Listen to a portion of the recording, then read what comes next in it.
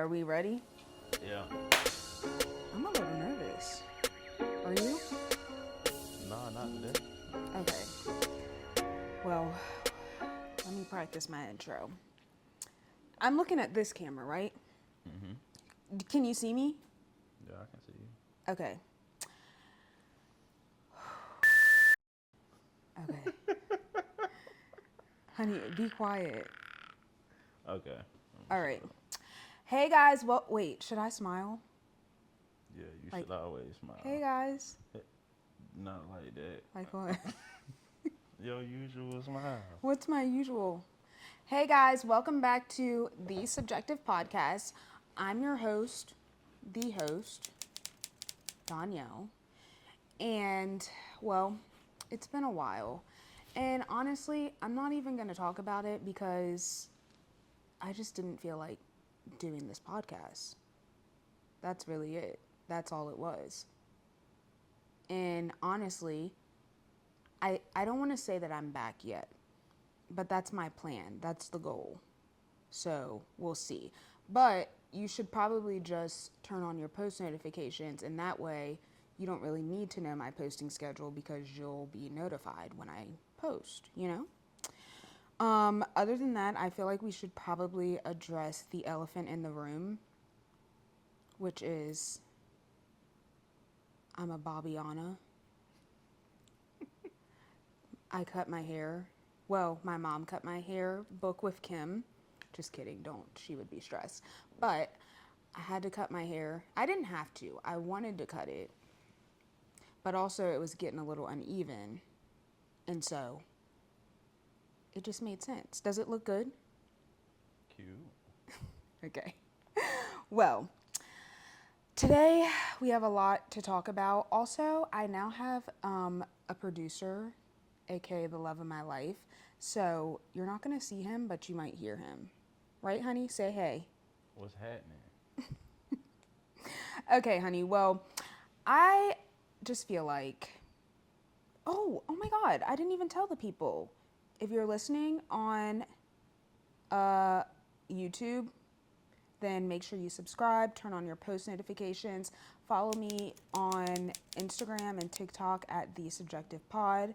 And if you want to just hear me yap during the week, you could even follow my personal threads because I love posting over there.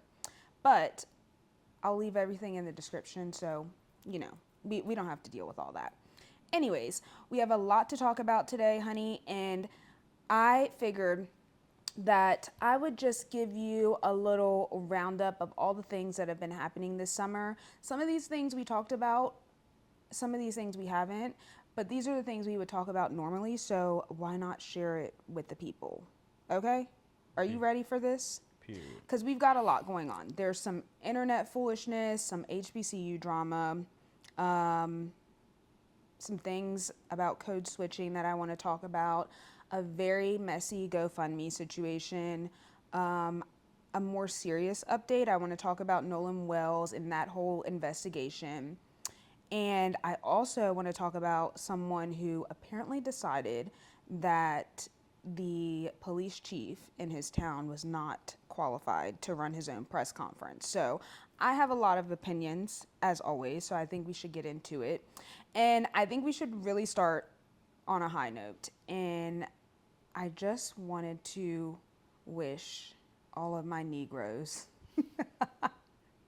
a happy belated Fade in the Water Day to all who celebrate. Now, I don't know if you guys know this, but August 5th, which was a few days ago, marked 3 years since one of the greatest moments in Black history, I would say in the last decade. It has made the list, and that is the Montgomery Riverfront Brawl. And if you somehow missed this in 2023, first of all, black card revoked. Second, I'll catch you up just in case. So, honey, I feel like you definitely know what this is, but just to give you a little recap on what actually happened that day. So, there was a boat, a river boat called the Harriet, and it was trying to dock in its reserve space in Montgomery, Alabama. And I think it was like one of those little like dinner cruise type of things. And there was a pontoon boat that was blocking the spot. And so the staff there had been trying to get that boat to be moved. And after about 45 minutes, eventually, one of the co-captains, his name was Damien, he went over himself and he was finna move that boat on his own. And as he was moving the boat, or trying to, there were several white, I was trying to think of a name for them, but whatever, white people that started to attack him. And then he threw up his hat, and that was the signal, okay? And all hell broke loose at this point. So people started coming from every single direction on this dock. People came from, I don't even know what the hell was going on at this dock, but they came from everywhere. And then, famously, the one guy jumped off the boat and swam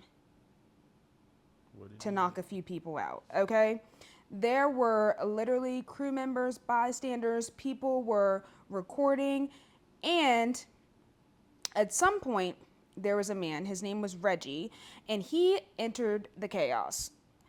Now, don't ask me where he got it from, but this item is now another staple in Black history, and that was his white folding chair. I feel like I need a chair just in my trunk, just in case. And that chair obviously became a meme. The swimming guy became a hero. And there was artwork, t-shirts, songs, everything. And that is essentially what made August 5th become semi-officially known as Fade in the Water Day. So, I have a question, honey. Talk to me. If you were on that dock, is funny. I think it's a great name. Yeah. And it's official. It's going on my calendar. But if we were there on a dinner cruise and you had been standing on that dock, were you going to be helping fight, or are you going to be swimming to shore, or are you going to be filming? I'm not a pull my phone out type of person anyway. Mm-hmm. I'm most definitely somebody gonna catch a fade. I don't know if I'm jumping in the water. Is there any other way I could have got there? If you were on the boat? If I had I just don't know about jumping in the water, but like for the culture, I'm jumping in the water to slap somebody. I just want to get me a few hits in. Well, let me tell you, I ain't never been in no fight. So I'm not sure. That actually might be a good time for me to practice just in case, just to see what happens. But, I don't fight. So someone may seriously get hurt messing around with me. I'm sorry, but I'm not jumping in the water because I truly don't even know if I can really swim as good as I think. And I don't think this is the time to be. I would be so out of breath by the time I got to shore. So I might have to just record just so that we have proof of what actually happened. I wouldn't even be recording thinking, oh, I'm going to post this on social. It would be because I would assume that the police are going to come and assume that the Black people are the issue. So I'm going to record so that there can be proof. That's smart. Mm-hmm. That's smart. But you ain't jumping in the water? No, because there is a high chance that we will have 2 emergencies on our hand if I jump in that water. So anyways, but I would say that as I was reading about this, I actually watched a documentary on it too, and I wanted to know whatever happened to the people that were involved. This happened 3 years ago, and sometimes, I wanted to see what happened, what ended up of their lives. So Reggie, who was the chairman, he actually ended up pleading guilty to disorderly conduct, and he received a 90-day suspended sentence, 50 hours of community service, and court fees. And I think, I would have just took that. That's fine. Whatever. Not too bad.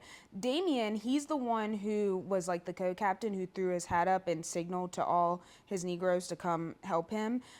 He actually returned to work on the Harriet, and he has remained connected to the Montgomery community. And then the white agitators, They only faced misdemeanor charges, so they pleaded guilty to assault, harassment, and related offenses, and they received different penalties, including probation, anger management requirements, and fines, rather than actually having to go to jail. And so I feel like they should have got a little bit more than that, like anger management. I mean, yeah, that they probably do need that, but I would have loved for them to go to jail. But anyways, happy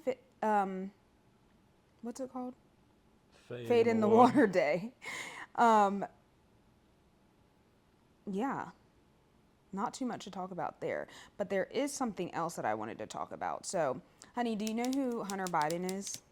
Yes, I know who Hunter Biden. Okay, well, Hunter Biden has been on this press tour, and I don't know if he is just like, you know what, F it. My dad's not president. I'm going to say whatever I want. And he is literally not holding anything back. He is not sparing anyone. So in late July, he went on a couple different podcasts and basically started unloading all of his grievances with everybody that he could think of. I mean, the Republicans, the Democrats, media people, and the most important one is the Trump family. He literally basically was like, what did Tupac say?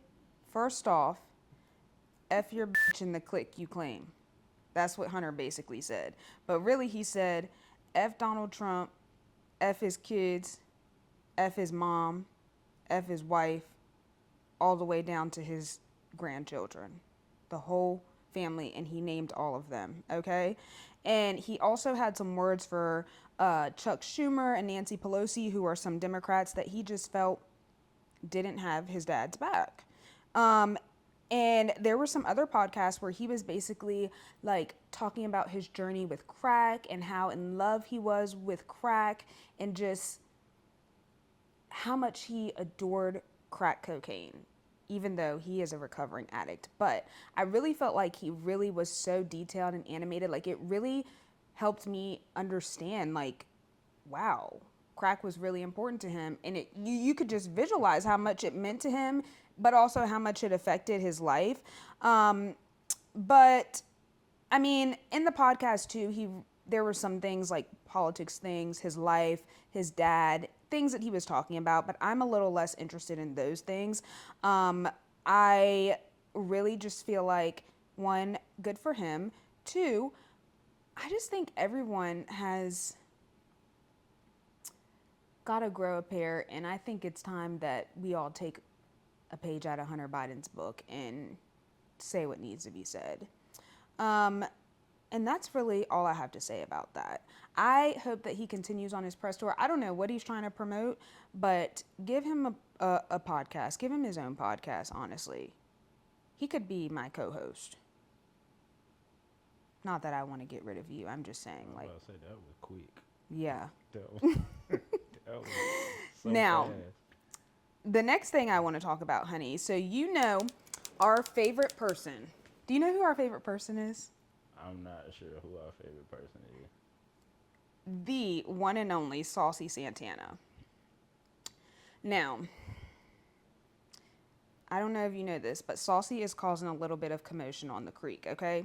So he released a new song, and it's called Quiet on the Creek. This was in July, and it came after he was like on live or something, and he basically was like, I used to go fishing when I was a little girl. You got to be real quiet on the creek, okay?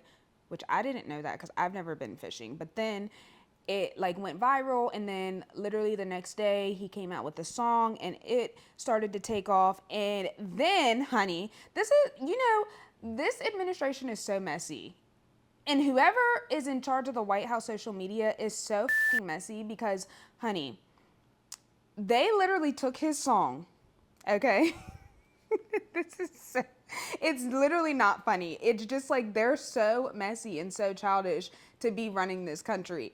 They took his song, okay? They made a video promoting ICE enforcing and deporting people, and they used the Quiet on the Creek song, okay? You never showed me that. Honey. because I had to save it to talk to you about it here. They use the song, and if you don't follow Saucy, but like anytime he is like going viral for something and then people use his sounds, he always like he'll repost the stuff where people are using his stuff.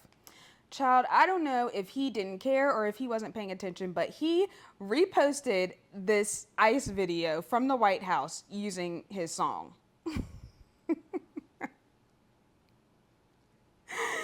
And oh my gosh. So obviously, I'm not explaining this to you. Just if someone's watching and they live under a freaking rock and they don't understand what the issue is ICE is literally enforcing, like, they're freaking weirdos is what they are, and they're just snatching people off the street and deporting them, not knowing what their actual status is, all of these things, and they're just causing a lot of mayhem.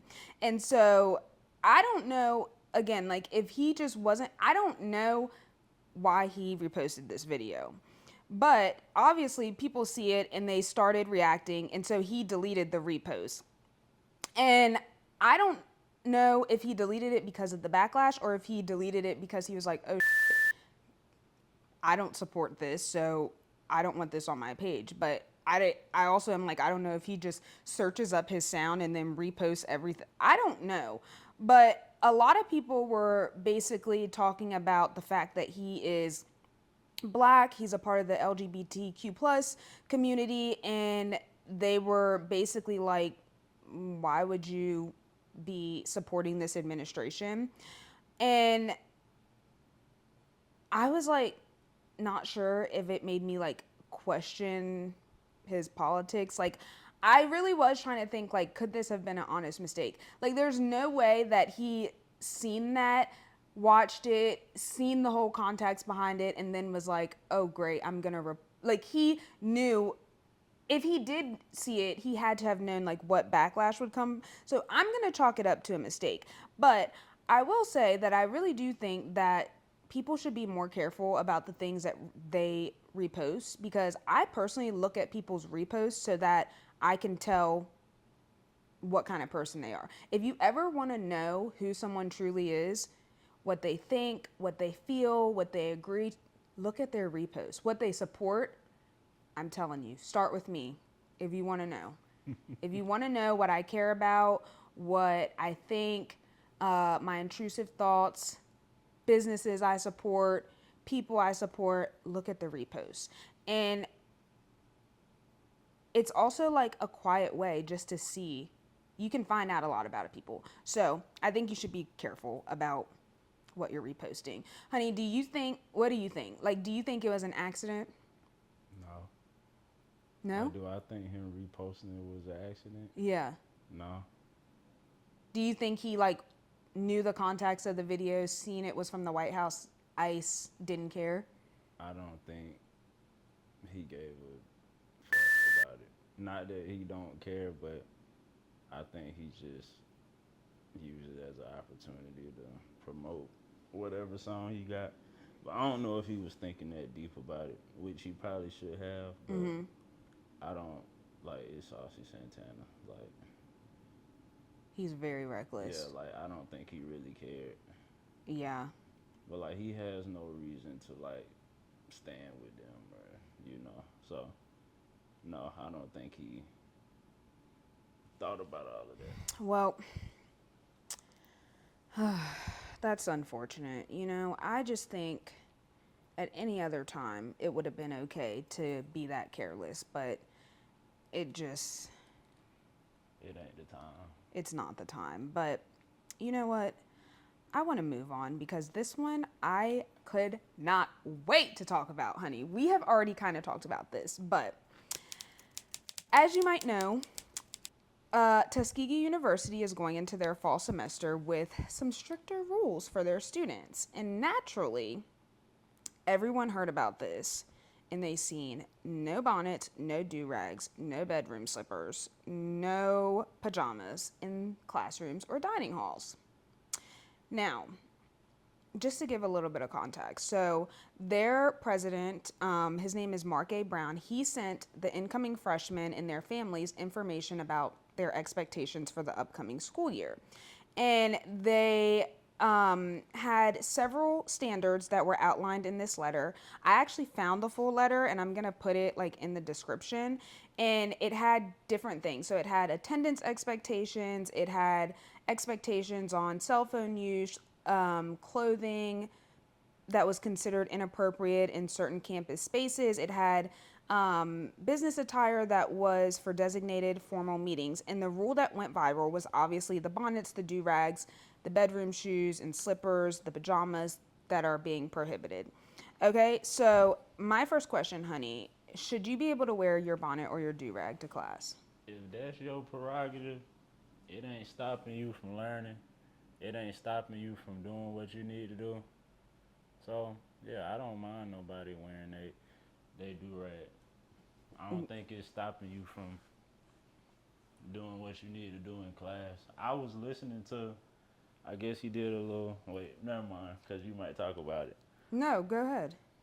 But he was like, we're trying to prepare The president? them. Yeah, he was like, we're trying to prepare them for, he was like, essentially the class is like a lab. We're trying to prepare you for the workforce. And for that, I can understand. If it's like, oh, we want to prepare you to walk into a job and like you probably wouldn't walk in there with pajamas on or, but it's class. Like, I had so many thoughts, and you already know because I've been ranting and raving about this. First and foremost, I feel like I should make it very clear. You will never catch me in a bonnet anywhere outside of my home. You probably won't even catch me in a bonnet in my home because I have locks and I don't really wear bonnets. But if I did, I feel like it's no one's business. Also, honey, you wear your do-rag out of the house. Like when you're going places and you want to keep your waves right, you will wear your bonnet. I mean, not your bonnet, your do-rag up until we get to where we're going. Sometimes I need to lay my edges and my scarf is not coming off until I get to where I'm going. So it's not that I think I'm above wearing it in public. I just don't wear bonnets specifically. But when I first heard this, I said, that seems very anti-black coming from a black university, because the first thing I thought is, who the hell else is wearing a bonnet or a do-rag? Black people. The second thing I thought of was, is there an issue where so many people are wearing bonnets and do-rags that they had to make a rule? But then I was like, well, if that was the case, why would he be sending it to new students and not the old students? And then I thought about how when I was in college, I don't remember having a dress code. And if we did have a dress code, it was never anything that was made a big deal, because I have seen people come to class in pajamas and booty shorts in their club outfit from the night before. I've seen all types of things. And guess what? It never once affected me or the classroom, because honestly, I was just like, I'm surprised they're at class if they're still in that club outfit from last night. And then I started thinking about the whole part about, I thought of a lot of things, like the slippers. I told you, like, what if they're Uggs? There's lots of different, Uggs and things that could be considered slippers. What are considered pajamas? Because I'm in my pajamas right now, but these are cute. And if I wanted to wear them to class, I should be able to wear them to class. But also there's loungewear, there's sweatsuits. Also, when it comes to a bonnet, does that include a scarf, a head? Like, I have so many questions. And I would be the student that was asking all of these questions and overcomplicating it for them, because I don't understand why at a school that is for black people and it's meant for black people to be able to show up and be themselves and be in a space where they're accepted, why would that be of your concern? The next thing I thought of is how they talked about you can't even wear this stuff in the dining hall. Now, I don't know about you, but when I lived on campus, in one of the dorms I lived in, there was one of the cafes were right like on the bottom floor of that dorm. And so it was open, like we had late night, you could go there early in the morning. And I'm thinking, I vividly remember many people, I don't remember if it was me, but if it was, I wouldn't be surprised. Like it would be midnight and you were like, damn, I'm kind of hungry, I'm going to go to late night. Now you want me to change out of my pajamas to go downstairs? Like, to me, it's the same as me going to my kitchen to get a snack. Like, you want me to change my clothes and I didn't wrap my hair up. I didn't, like I didn't done my twist out for the night, and you want me to take my bonnet off to go to the calf out of all the things. And to your point, I did see a lot of people, because there was some people who were very much for this. They were like, yes, yes, King. They were like, this is preparing them to be professionals and blah, blah, blah, blah, blah, which a lot of people brought up respectability politics. Do you know what that is, honey? Enlighten me. Okay, so it's basically the idea that marginalized people may be able to avoid like discrimination or gain greater acceptance by presenting themselves according to standards of what's considered respectable or what white people think is respectable. So it is about how you dress, how you speak, how you wear your hair, how you behave in public.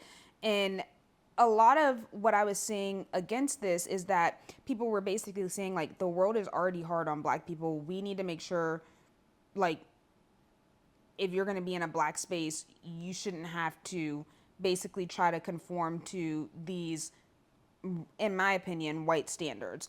Like, why? Like, it's almost like saying, okay, if you do this and you do that and you do this and you dress this way, then people won't discriminate against you or treat you differently for the color of your skin, which obviously we know that is not correct. But I've seen a lot of people arguing the whole professionalism thing. And my whole thing is that I really do think that people conflate professionalism with how you look, which it's not. If you look up the definition, professionalism is literally having the skills and the competence to do the profession that you've been hired to do. And so I don't really understand that. Plus, these aren't professionals, they're students. So I just don't think that if someone is college educated and they're in college, that they're not able to like switch when it comes to work. You know what I mean? Like it's not like they're physically gonna be unable to not wear their bonnet to work. Like that, I just don't understand. Like you don't need to be prepared with your dress. Like you don't know people's situation of why they might have to wear that bonnet. Like their hair might not be done and they might not have no money to get their hair. Like there's so many things that I'm just like, there's so many bigger problems in the world to be worried and policing what a black person is wearing to work. And I just think that on one hand, I think that there is a time and place for everything. I just don't think that this is the place to be doing all that. Like you pay to go to college. Like I don't need you to prepare me for work. I work from home personally. And do you want to know some of the stuff that the people show up on my Zoom calls with? And it is not black people. Okay?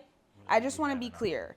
So, and even when I worked in the office, like some of the things that people showed up to work in were appalling to me. And again, it was not black people because there wasn't that many. And so I don't really understand, like, I'm not saying that there shouldn't be some type of standard. Sure. But to come up with a standard that is specifically targeted towards obviously black people, it's a black school, I'm just not here for it. I just think that to each his own. Like a lot of people feel like you shouldn't wear your bonnet in public. I don't care. I'm never going to wear a bonnet in public, but I genuinely don't care if other people do. Like, I mean, geez, it's better than like that woman at the airport, her wig came off. I'd rather have on a bonnet in that situation, you know? Like imagine if she would have had a bonnet, she wouldn't have had that emergency of her wig being on the floor. That was tragic. Very tragic. And she put her hood on once it fell Yeah. off. Now if she would have had that bonnet on, guess what? Wig would have been contained inside the bonnet. It still might have been off. I just think you should mind your business. Like I just feel like it's the same thing as being like, oh, your natural hair is unprofessional. F off. That's it. That's all I have to say about that. I'm irritated talking about it. I think I got more mad talking about it now than I did before. But while we're on the topic of a HBCU, Howard unenrolled 502 of their incoming students, honey. So Howard made national news because there were a bunch of their incoming freshmen who were unenrolled a few weeks before the semester was supposed to begin.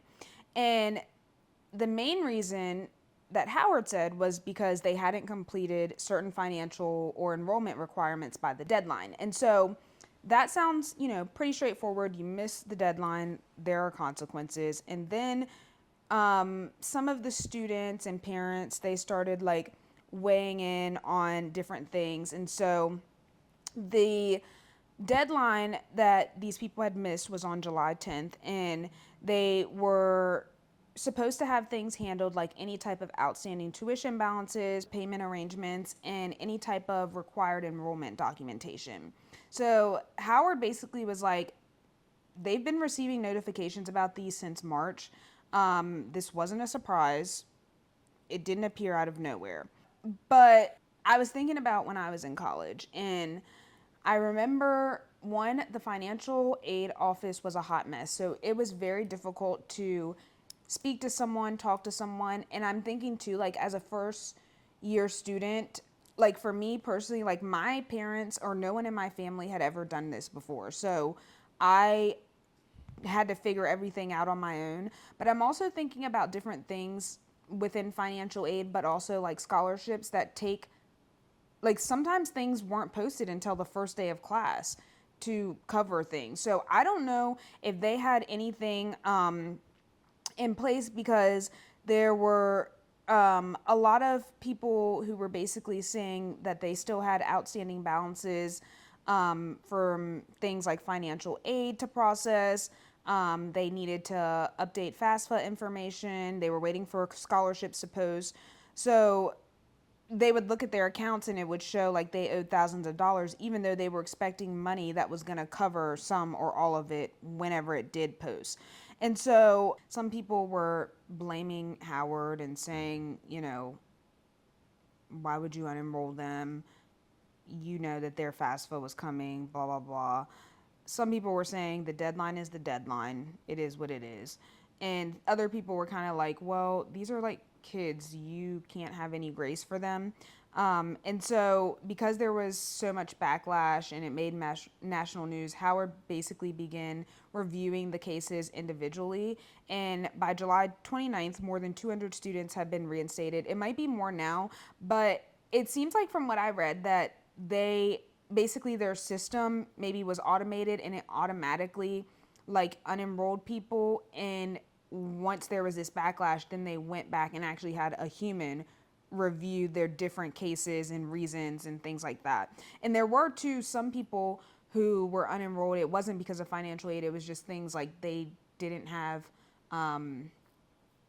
like, what is it called when you have to get like shots and stuff before going to school? Things like that. So, that happened. But the next thing I want to talk about, honey, do you know who Mac Dixon is? Who? Mac Dixon. Should I know who Mac Dixon is? Well, I just found out who he was from this. So he is this black guy. He's a TikToker. He's kind of young. Like I think he's maybe like fresh out of college. He just moved to DC and like started his career. And he basically posted this TikTok and was like, why the F are homeless people in DC so rude? And basically he goes on and he says out of all the cities he's been to, that the homeless people in DC that he's encountered have been the rudest to him.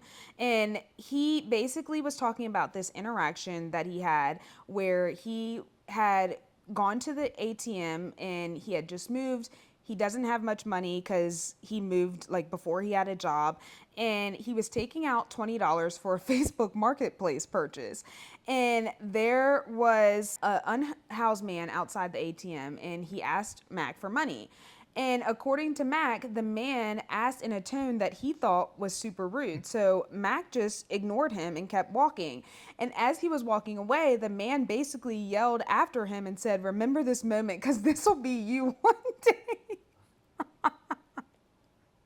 And Mac in this video video, he is seriously, he was like, what the like, why would you say that to someone?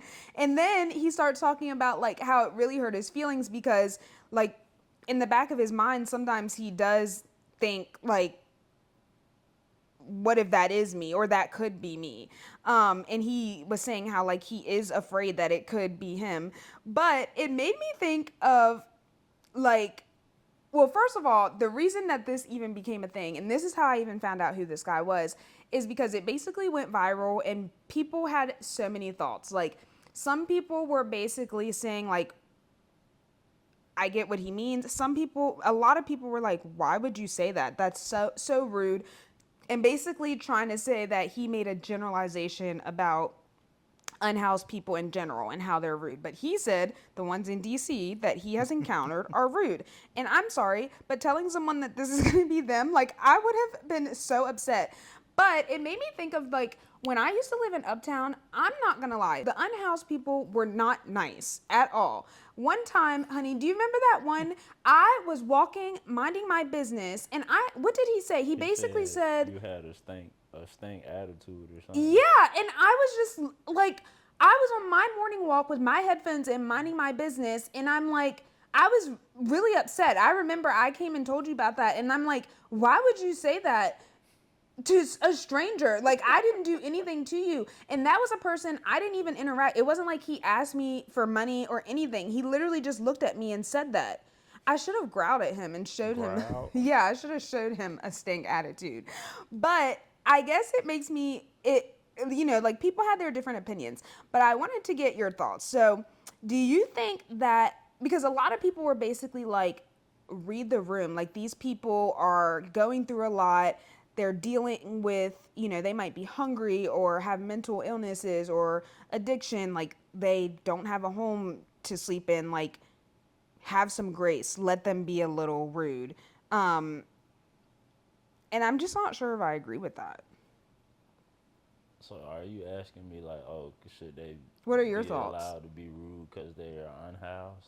Yeah, like, should there be more grace? Met some nice unhoused people, like real nice, and I done met some rude ones. I don't think it should give you a pass to be rude, but I can understand like you might be feeling you might not be feeling as good as I am in this situation, but I don't know if I 100% be like, oh, all homeless, all unhoused people get a pass, but I don't know. I feel like I had a few thoughts because But not wait, real quick though, because Okay. I told you about one of my situations where it was this unhoused person when I went back home. He asked me for food, and I was like, "Well, I don't got no money like in cash, but I'll go buy you what you want." And I done went in the gas station and bought him chicken and hot dogs and sodas and anything he could have wanted, and he just snatched it out my hand and drove off on his little bike. So I kind of feel like what's buddy name Mac? Yeah, we like you ain't gotta be stank, and I'm helping you. Like you know what I'm saying? I don't think you get a pass because you unhoused. I ain't gonna lie, but Yeah. I don't. I don't think that you get a pass, but I also don't think like you should expect just because someone doesn't have a home, like, or that they're in need, that they should be like kissing your and like, you know what I mean? Like, I feel like but I also think in general, like, even if I do have a home, but like if I'm asking someone for something or to give me something, in general, I'm going to be nice about it. Because to me, I just feel like that will get me greater results. Like that would be my thought. But yeah, like, I don't think that there should be like a different set of expectations, although I could understand maybe why they are maybe feeling a little bit different. But that man who told me that was rude, and it was so unnecessary, and it was mean and nasty. And honestly, I felt like I gave him grace because I was just in disbelief, like, that he said that to me for no apparent reason at all. But also, I was just like, you know what? You have more issues than I do, so I'm not even gonna do all Yeah. that. Because also, like, in general, you don't know what people are capable of. Like, he Mm-hmm. could have took that as his moment to take me out. So I didn't think that he was wrong for saying that, like the people that he had experienced there were rude. But I think other people took it as like he was generalizing that homeless people were rude. I didn't take it as that. But Yeah, I don't think that's. yeah, I'm He going to show you the literally video said after. DC, so it was his experience. I don't think it's. Yeah, it ain't Yeah. that deep. But that wasn't nice. And I even if you don't have a home, I don't think that you should tell people like this is gonna be You you one next. day. Yeah, That's that is crazy. Like, hey, bro, you next. So that's crazy. like why would you wish that on someone? Mm. That's crazy. Okay, well, I would say the next thing we're gonna talk about is a little less funny. And I wanted to give an update on the Nolan Wells case. So I feel like I want to do like one episode talking about the full timeline of this because I've done a full deep dive. But if anyone's watching and they don't know, basically a black kid went out on the 4th of July with his group of white friends and he never made it back home. A day or two later, his body washed up and he was dead. And now his family is essentially trying to figure out what the heck happened to their son. And so initially, the police basically said they didn't suspect foul play, which not sure how they could have figured that out just by a body washing up. But also, I'm sorry, as soon as I seen that picture that came out online, I was like, no, no, no, no, no, something ain't right. I know that there haven't been any charges. We honestly don't know what the heck's going on with the investigation because they have finished the official autopsy that the state did. And then the family got an independent autopsy, which came back, I think, what did it say? I want to use the correct term. Okay, it came back from the family's independent autopsy that Nolan's cause of death and manner of death are undetermined pending further investigation because essentially all of the organs weren't sent with the body and they needed those organs to wrap up their investigation. So even though that the state autopsy is done, they aren't releasing the results because the case is actually going to go before a grand jury. And I have watched a lot of true crime, okay? And I just couldn't remember or figure out like why does it need to go to a grand jury? And so essentially a grand jury is just where prosecutors present evidence to a group of citizens, so regular people, and they determine whether there's enough probable cause for criminal charges to move forward. And so basically they're looking to see, is there enough evidence here for a criminal case to proceed? And so that's what's happening. And I read that it's normal for like if there's going to be a grand jury for their things to be hush hush, but I just feel like that this case is too big and there's too much going on surrounding it for them to literally they're not saying anything. And also I wanted to clarify because on the family's independent autopsy there is a cause of death, which is the physical reason somebody died. So, for example, a gunshot wound or a drowning or blunt force trauma, a heart attack, that is the cause of death.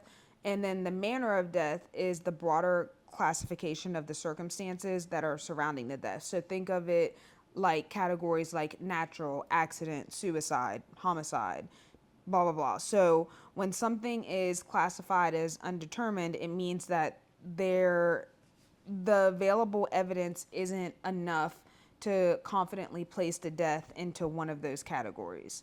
And so the family hired civil rights attorney Ben Crump, and now they are literally just trying to figure out what happened to him. And a couple of his friends have been going on like weird podcasts and stuff, but I don't care what anyone says. Okay, let's say that the friends didn't kill him. Okay, I just feel like they at least know what happened, and if anything, they need to be charged with something because who the goes to a remote island and doesn't come back with their friends.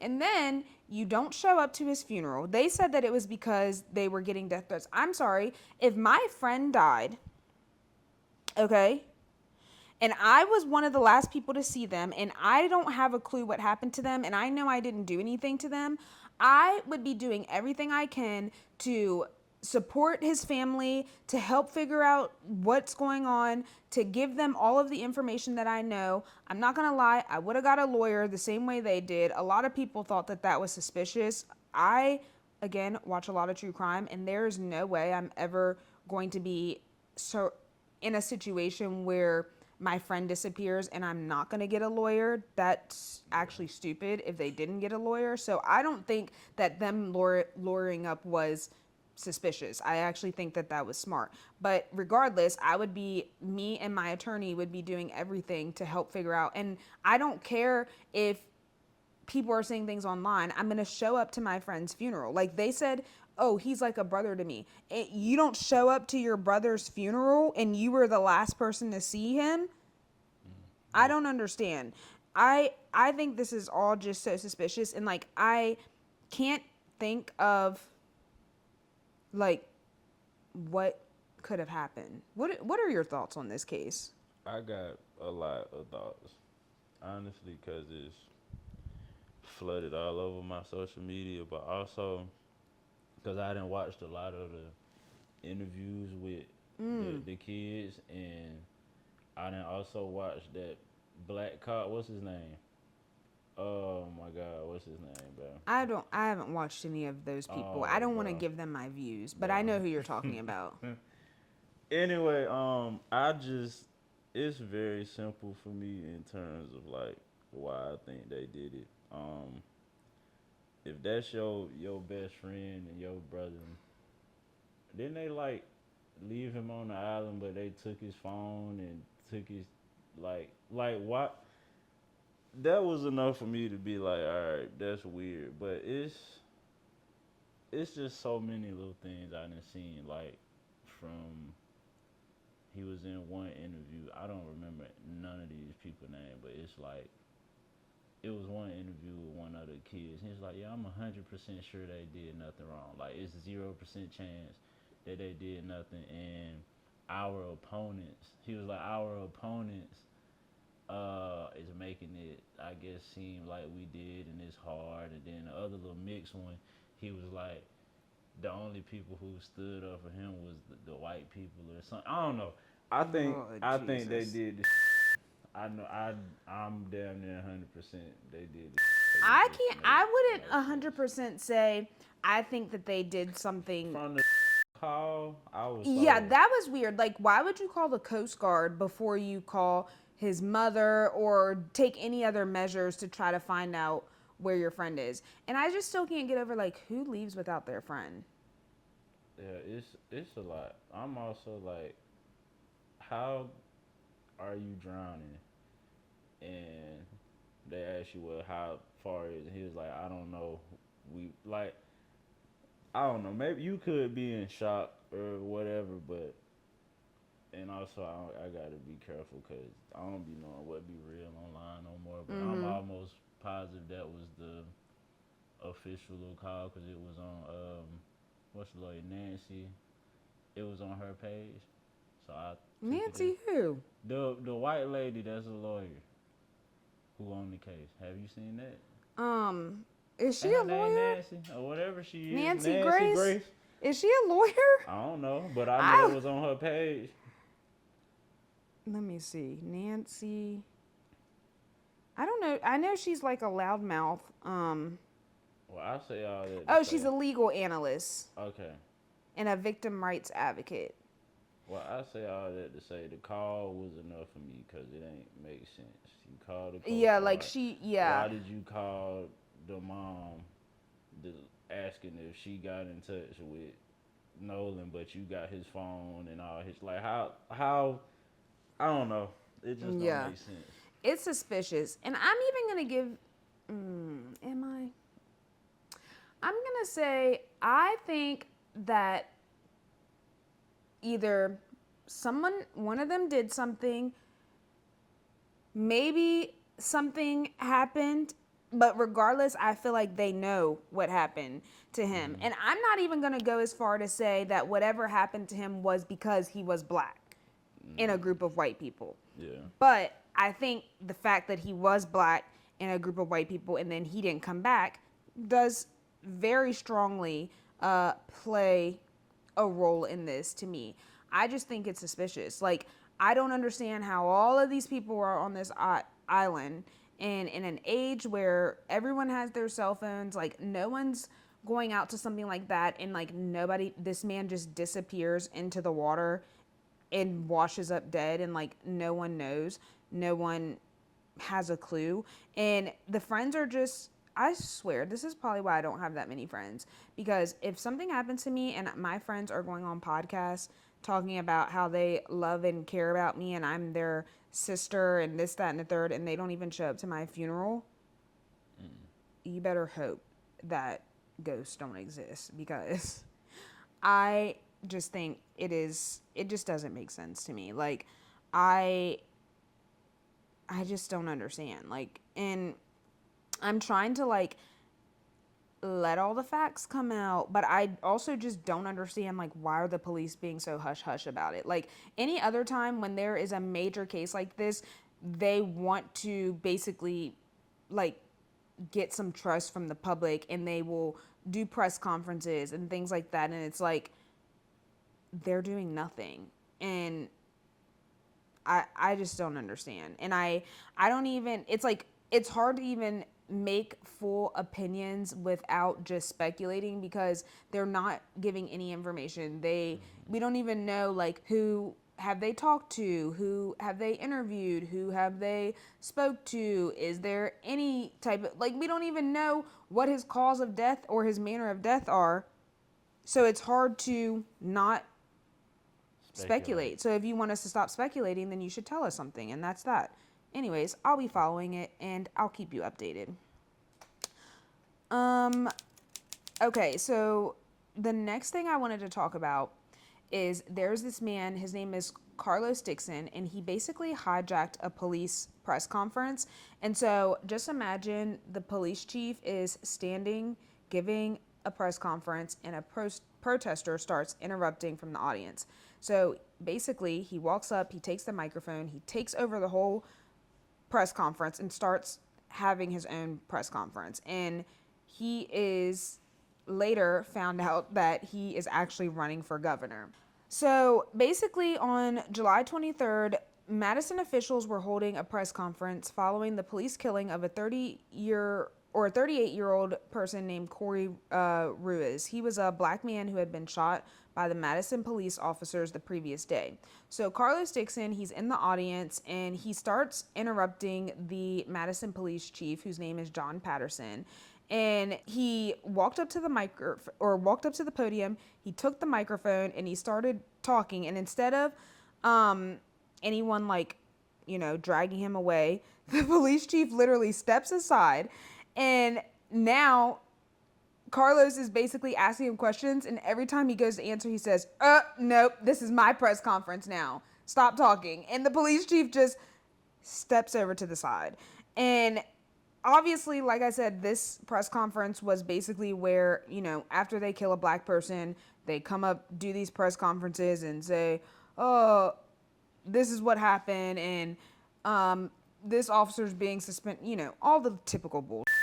And so the story of like what happened, like as far as like the actual killing of Corey, was basically, according to police, they encountered him, and after reports involving someone checking vehicle doors, taking bicycles, and attempting a burglary, police say that 4 officers eventually tried to detain him, and they said that he had a fixed blade knife and injured one of the officers. And then another officer attempted unsuccessfully to use a taser, and the injured officer then fired 3 times.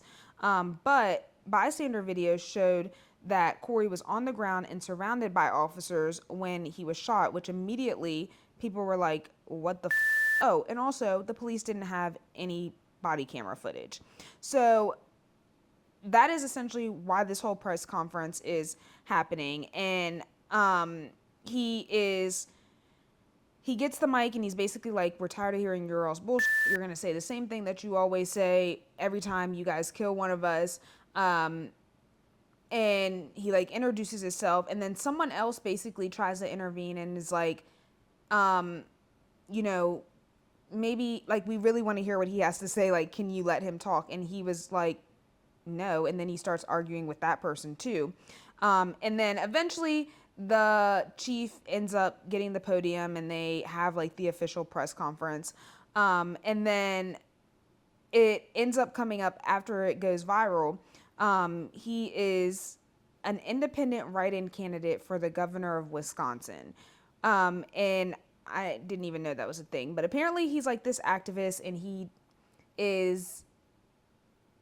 doesn't play, okay? So a few months earlier, he actually had made the news for taking other politicians' campaign yard signs. So you know when you see all he was he was taking like taking other people's, and it wasn't like an accusation, like he literally filmed himself doing it and posted the videos on social media.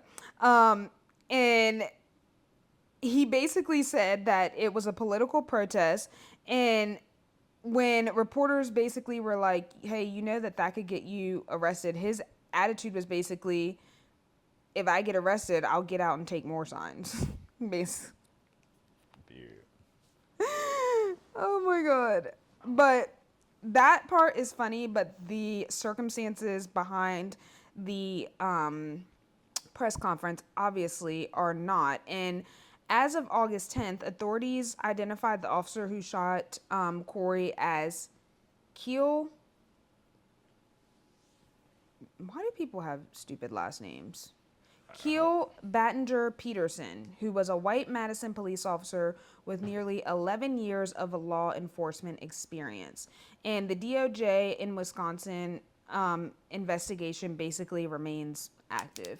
The next one, I just feel like I cannot wait to talk about this because we already kind of talked about it. So when we got off the cruise and we were on the way back, I just happened to hear you listening to a little podcast. Oh, RC. What podcast were you listening to, honey?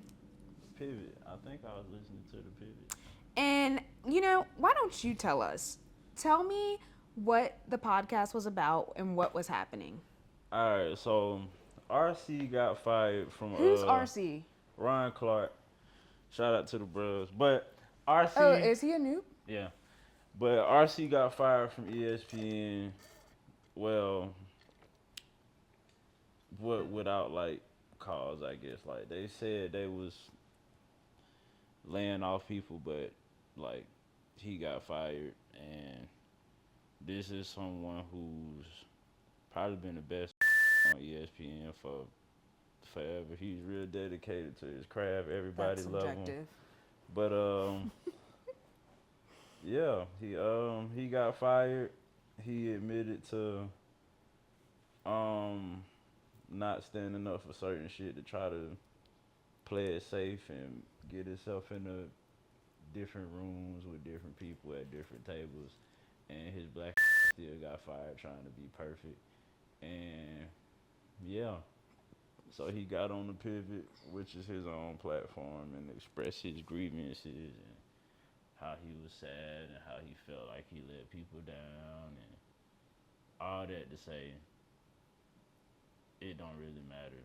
If they want to let your black ass go, they probably will. So yeah, RC got fired and I'm mad about it, actually. Okay, well, thank you for that amazing recap, honey. However, I feel like you just skated over the main part that I wanted to talk about, and I just feel like you didn't give it enough detail because he didn't say, oh, I didn't talk about certain things. He said, one of the things that I regret is how he basically turned down his blackness to appease and keep his job. Right? Yeah. That would in that when I heard you listen to that podcast, I said, "Huh?" And I had to confirm that I heard what I thought I heard. And then I went back and I watched it myself.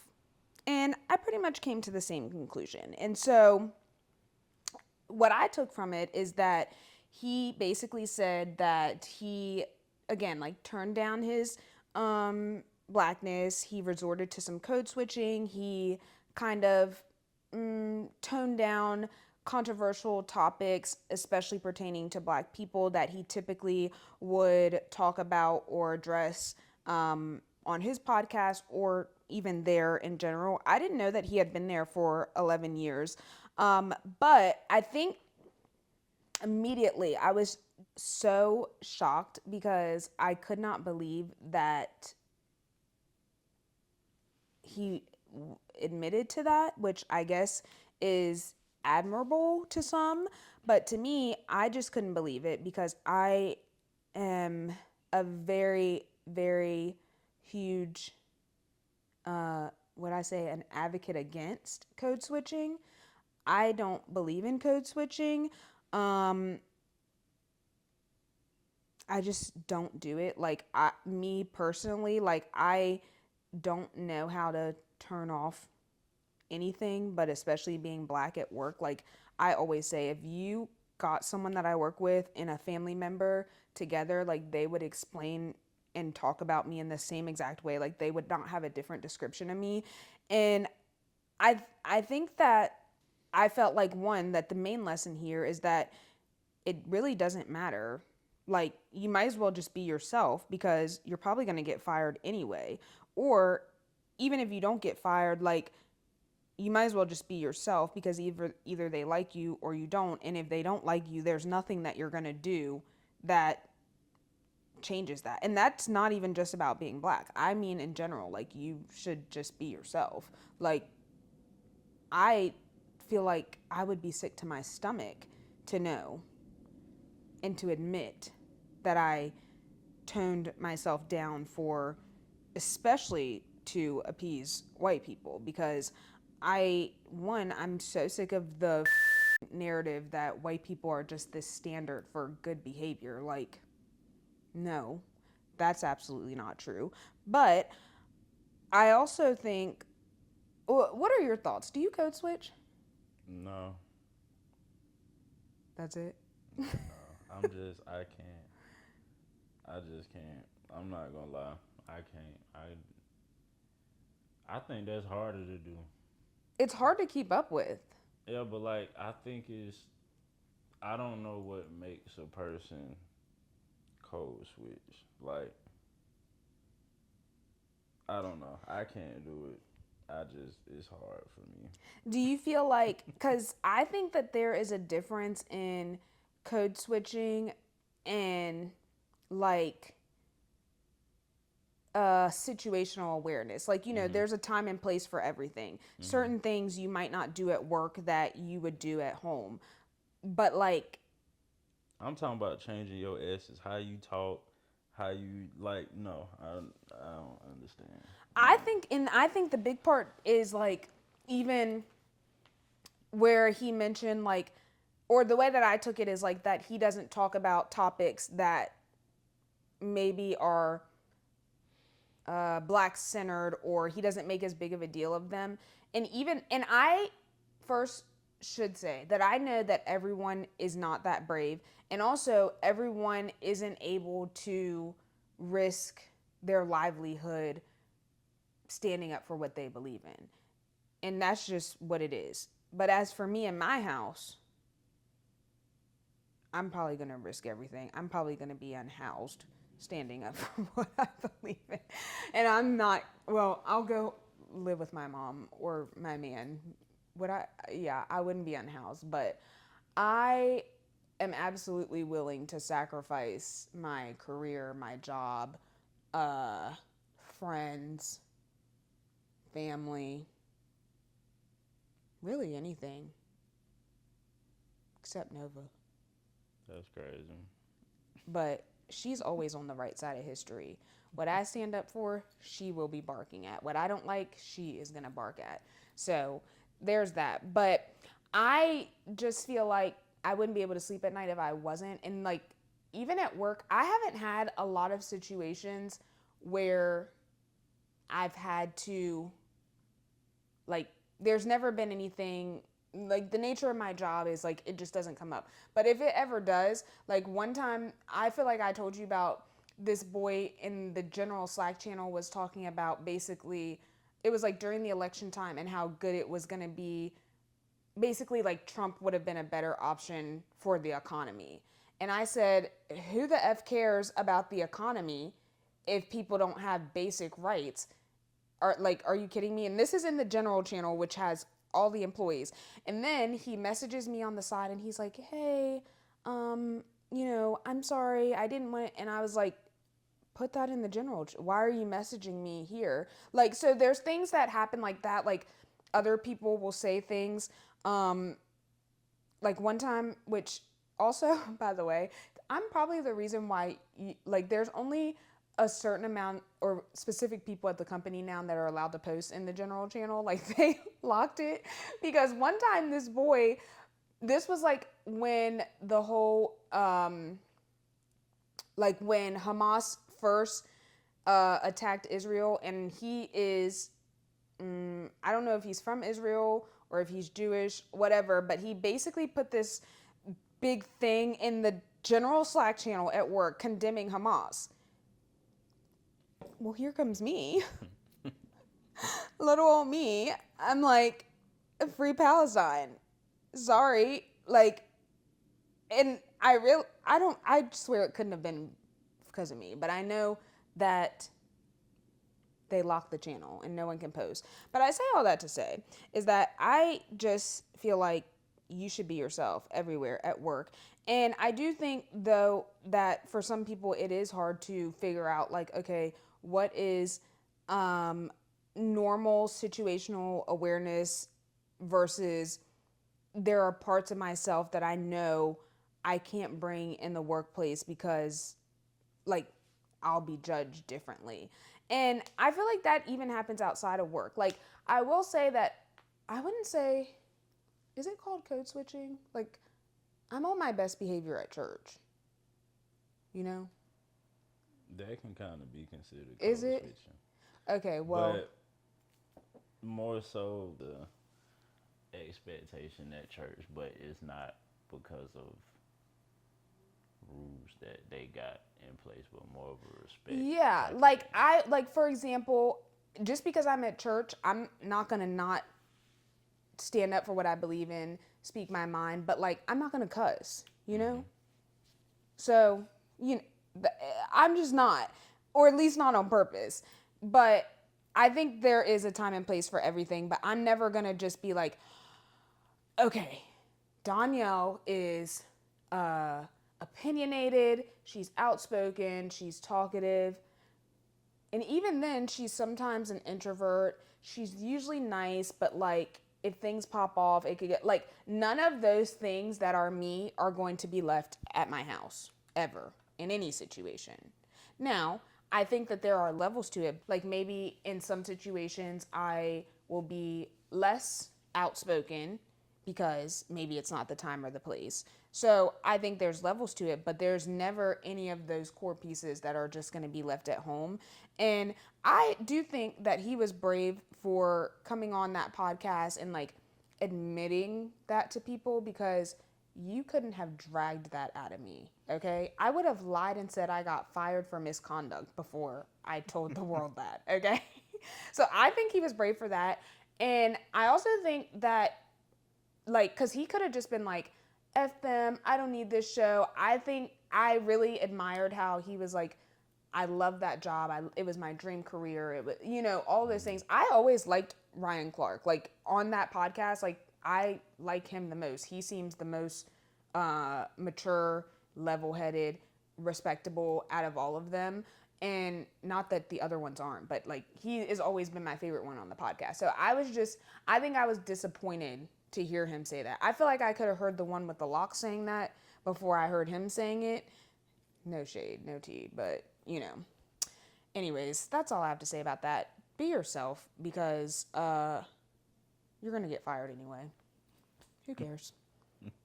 Anyway, the next thing I want to talk about, honey, is Samira versus the Cheesecake Factory. Do you know who Samira is?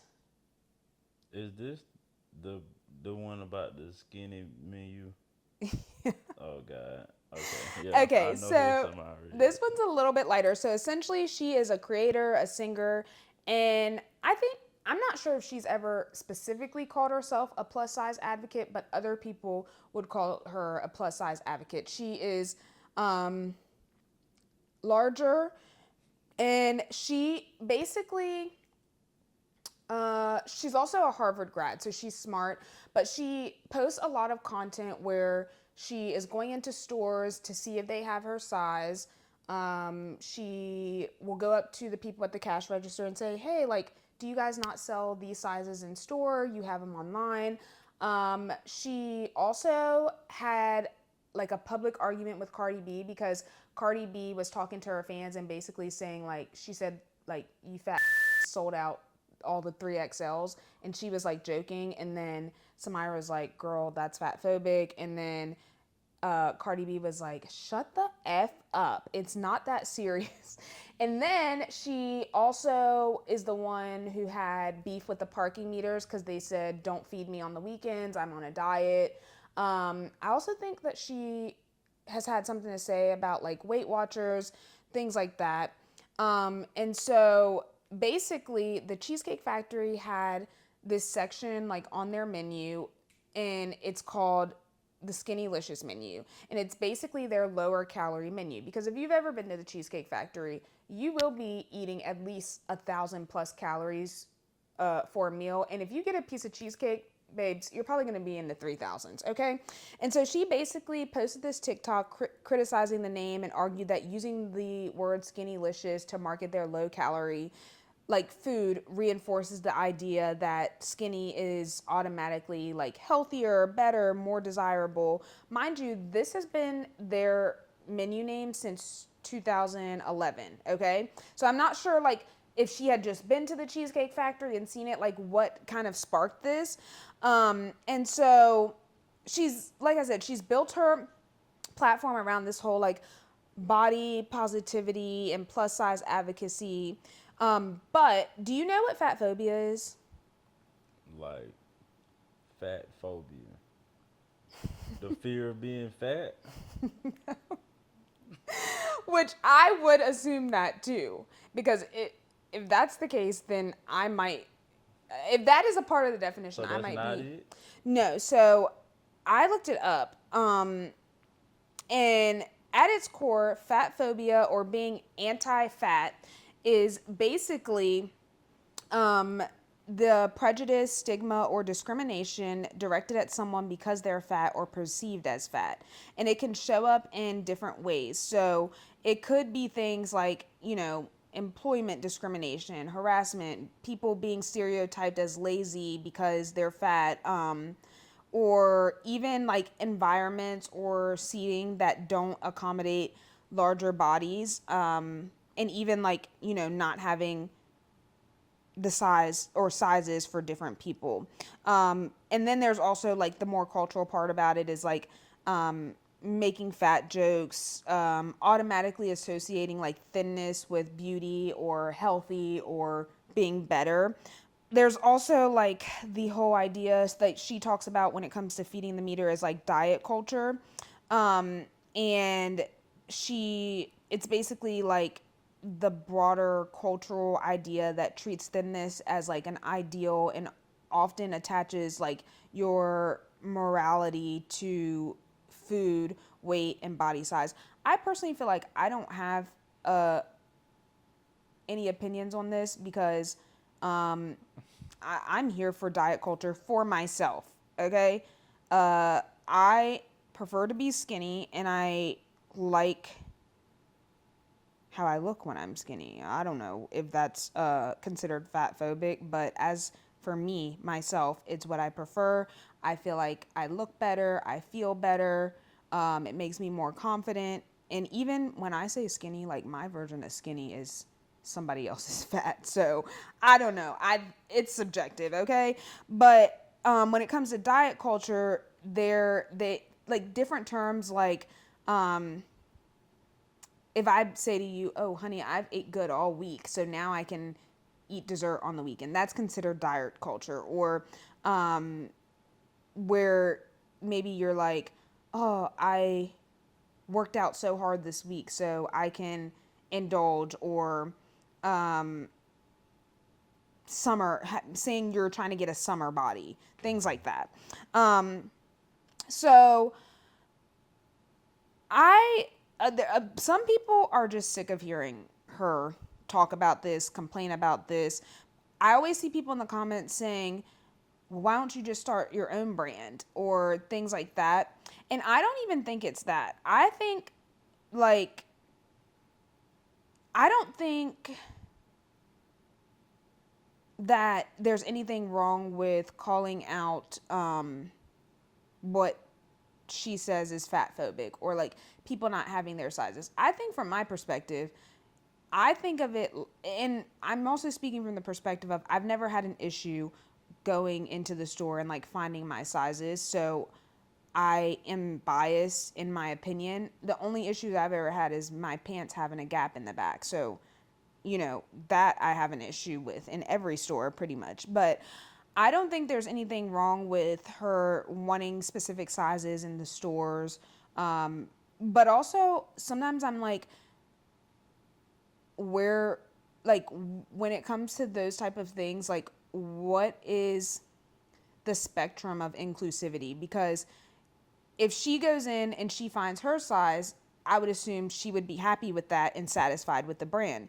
But I'm like, there's always somebody bigger. So are they inclusive because they have your size? Or like, because if that's the case, how big should the sizes go? Like, where does it end? Because there's always going to be someone bigger that needs a size bigger than you and the next person and the next person and the next person. That's my one thought. The other thing I think is that I think, great, it's amazing to call out brands, but my issue with her is like sometimes I'll go through her comments and somebody will ask a question, like maybe someone says, does this mean skinny jeans are fat phobic? And she'll say, read a book. And I'm sorry, and again, I don't know if she's ever branded herself as an advocate, but if she does, that's not to me how advocacy works. Now, I think there is a spectrum to advocacy as well, but I think, if you're going to have this large platform and you're going to call out these brands, great, but now what? Like, I think it's incredibly simple. Like, she could basically just say, here's why this matters. Here's why I think you should rename this menu. Here, to her followers, here's where you can send feedback to the Cheesecake Factory. Here are restaurants that are doing this better. This is what size inclusivity looks like at this store. I reached out to this company and this is what they said. Here's a resource if you want to understand fat phobia more. But she doesn't do anything. Like, when people ask her questions, she says, read a book. Well, I'm not going to go read a book because this issue, unfortunately, it's not that big of a deal in my life. And so I'm asking you because you're the one that's coming online and saying that these things are fat phobic and you seem like an expert in it. So I'm trying to understand better. And I think, like, just pointing out problems by itself is not advocacy. That's just criticism. Okay, great, whatever. But like, if you're going to have this platform, you can be a critic and you can be an advocate. Maybe that means that you educate people. Maybe you give people tools. Maybe you tell them different organizations that are, I don't know, standing up against fat phobia. Like, tell them how to contact the companies that don't have sizes, and maybe if enough people do, then there will be sizes. Like, tell them the stores that do have size inclusivity. Like, things like that. Like, it to me still seems like you could be a lot more helpful in the situation if you want to be. Otherwise, I mean, I don't know. Like, I don't know what the goal is if it's just calling out brands, because obviously one, maybe they don't have the mark or they don't have the customers for it. And maybe if you get enough of your followers to reach out, they'll say, oh, okay, we have a market for this. But there's a girl who does similar to this, like on makeup brands not having like deeper skin tones, but she approaches it a little bit different. She does call the brands out the same way, but she also shows brands that do have different shades or colors that work with her skin tone. And then she also gives suggestions on things that they can do. And I feel like she gives the resources, but she also just does it in a constructive way to where like brands have partnered with her to actually extend their shade range and things like that. And I'm like,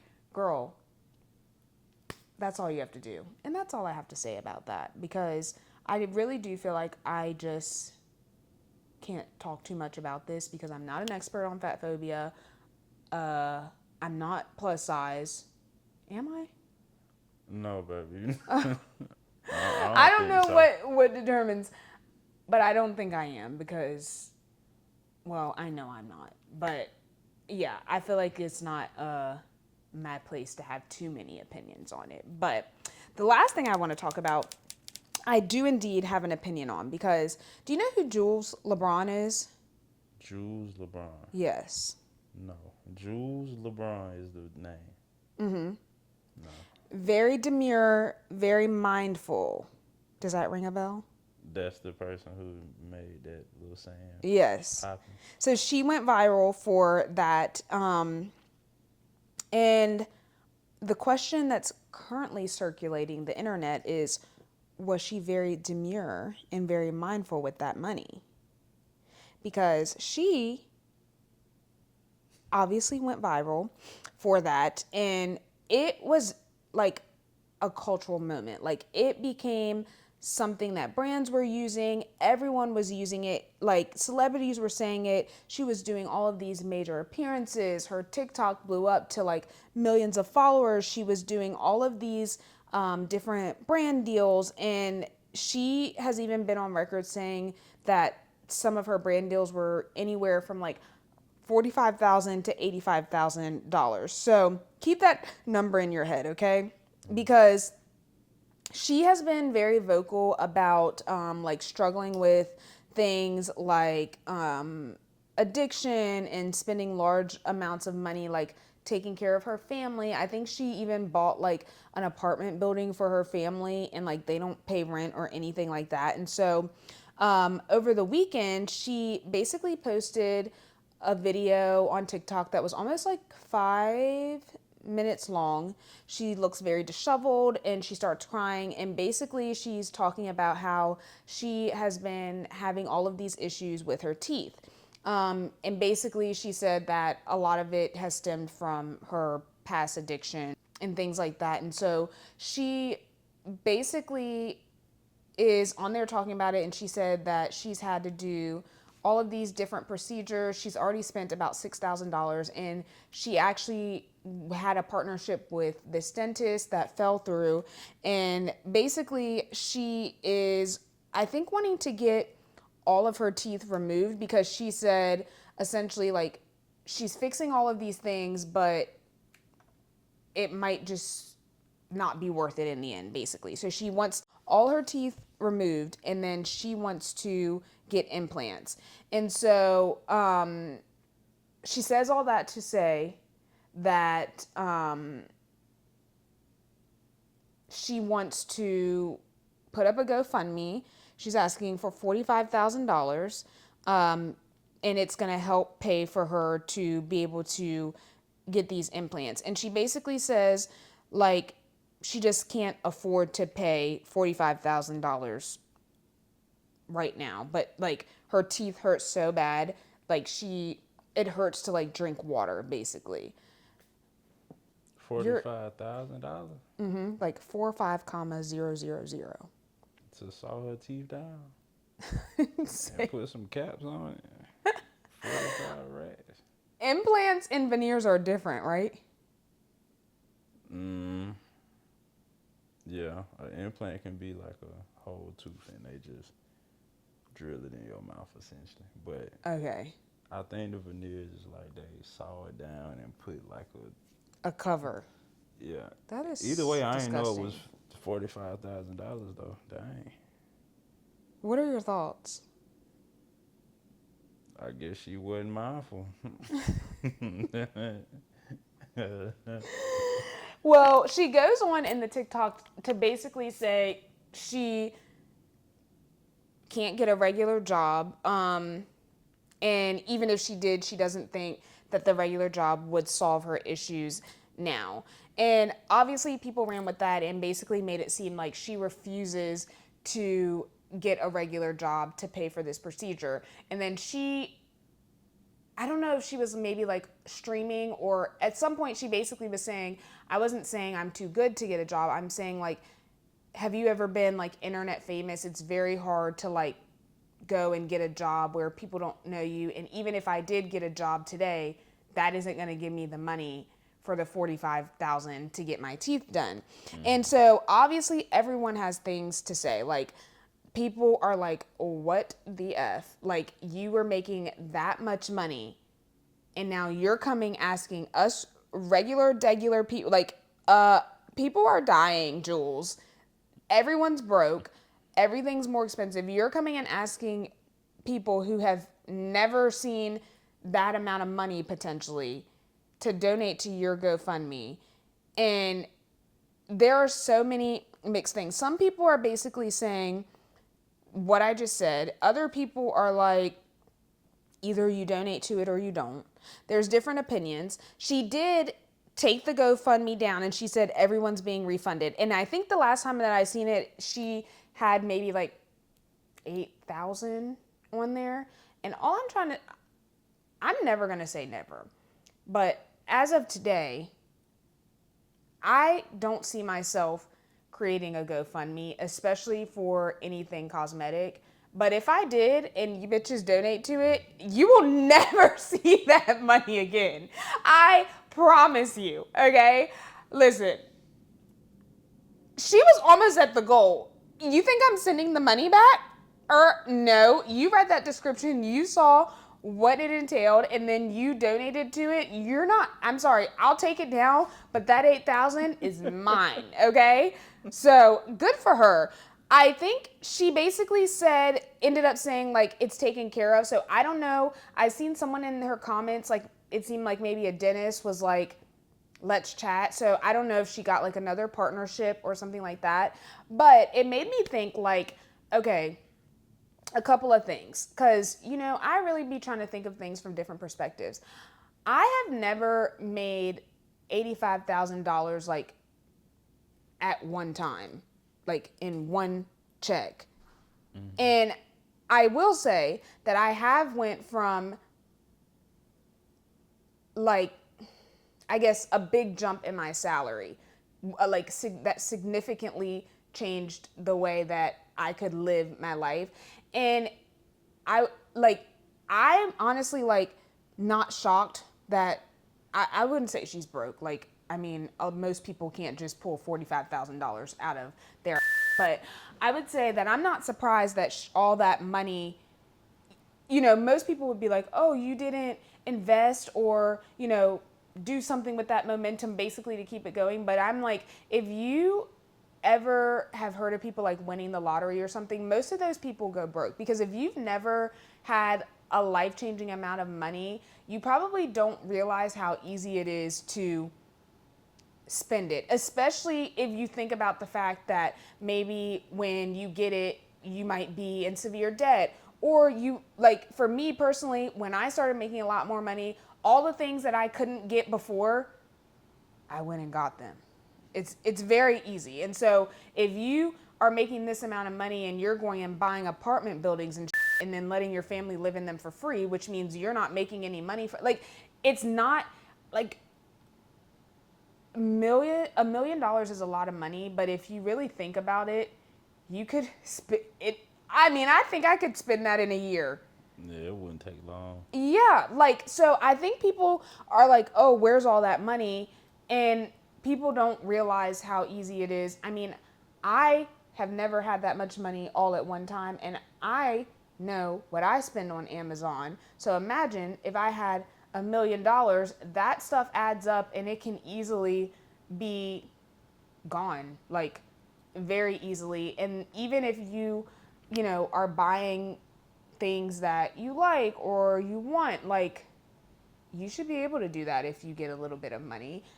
And sometimes it just doesn't go well. But it made me just think, like, do you think that, like, just because someone makes a bad decision, because she also said, like, she said she was struggling with her addiction until early this year, basically. So, like, just because someone makes a lot of money and loses it, does that mean that they can't ask for help?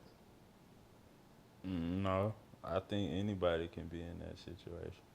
Not because they may battle the same things, but like a lot of money ain't what a lot of money used to be. Like $1 million sound like a lot. I still think it's a lot, but I also don't think like yeah you can sustain, but like if you're not investing and you not like you said, she's buying apartment buildings for her whole family. She ain't getting assets from it, so I can see how it dwindled away just from if she was in debt or if she did have a hat. I'm sure like you can run through some money, but if you ain't never had it, so like I can understand it. I don't think she's wrong for asking for help. Maybe people can judge and be like she could have managed it better, but she ain't never had $1 million before, or however much. So Would you have donated? if I knew her personally, probably, but like I ain't no Like, Jools would you Jools Lebron. would you donate to like a rant, like your favorite social media? Would you donate to Ryan Clark's GoFundMe for getting fired Yeah, I'm at donating to RC You would? for sure. Donating to RC. How much? RC don't need that much, no. You don't know if he would have lost his job at ESPN and it completely bankrupt him.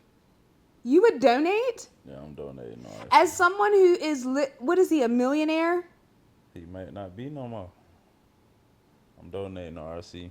Lord Jesus. Okay, well, if you was a follower of Jools Lebron, you would have helped her get her teeth fixed. Might have would. That's so sweet. Shout out to Jools. You gonna get back right, shout out. That is so sweet, honey. Get back right. I can't wait for her to pop out with her new teeth. Cause also I feel like too, like I'm also biased because I've never experienced like severe It's a perfect marketing opportunity for some dentists. teeth issues. Yeah. When she pop back out and she be like very demure.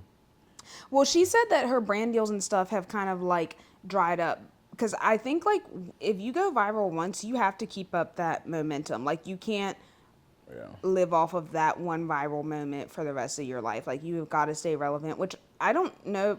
Like I think she's still relevant. I don't know, but she said the deals have kind of dried up, but whatever. I hope she gets back right. I won't be donating to any GoFundMes. The only GoFundMes that I like to donate to are ones that I see of like people that I know that maybe have went through a tragedy, but also good causes that I like. I'm not paying for anyone's cosmetic surgery because nobody paid for my braces, and I'm still upset about that. 45 racks is crazy though. For some teeth. That is a lot. I wouldn't even be comfortable She walking. must ain't got no insurance. I don't think so. I don't know. Do people that are like influencers? I guess they could get something off the health marketplace, but Yeah, 45 racks is crazy. Well, actually, it might not be because I done looked at how much some of my dental work would have cost without insurance. So, yeah, no, I'm not surprised. It probably was 45 racks. She gonna get right though. I swear. she's gonna pop out with a new set. She might have a grill. Love it. Anyways, that wraps up all of the things that I guess have been happening over the last few months, at least the ones that I wanted to talk about. But before we do get out of here, I do have to remind you guys of what's coming because as of this recording, I don't know when this is going to be uploaded, but while I'm recording this, we're 84 days away from the 2026 midterm elections. And I don't think I need to say this, but we are literally in a fight for our democracy. And I'm not about to play with you guys. So make sure that you are registered to vote. Make yourself a plan. Confirm your polling place. Learn your state's voting deadlines. Take some time, research the candidates and issues on your ballot. I'm going to leave resources in the description. And if you're not aware, although midterms are not the presidential election, they are still very important.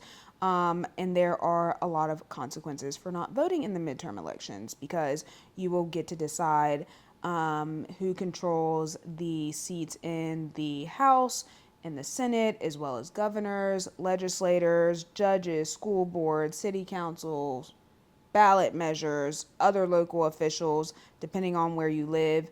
And those are the people that make decisions that literally affect your everyday life. So your education, your public safety, reproductive rights, healthcare, taxes, housing, voting laws, all of the things. So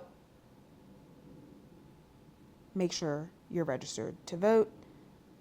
Unless you're a felon, then maybe you should campaign and tell other people to vote. However, I was doing research and I actually think that felons can vote in some states. So if you are a felon, check and see if you're eligible to vote because I think you can in Georgia.